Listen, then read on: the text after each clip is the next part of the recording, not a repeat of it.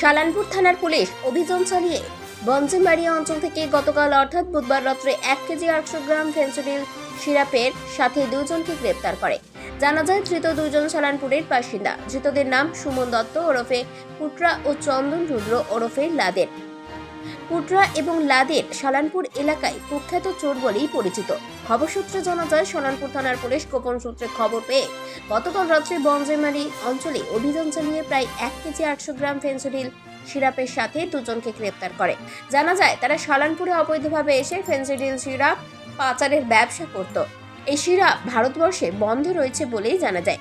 বৃহস্পতিবার পুলিশ ধৃতদের আসানসোল আদালতে পাঠায়। তবে এই সিরাপ কোথায় থেকে নিয়ে এসে কোথায় কোথায় পাচার হতো তার তদন্তে নেমেছে শালানপুর থানার পুলিশ।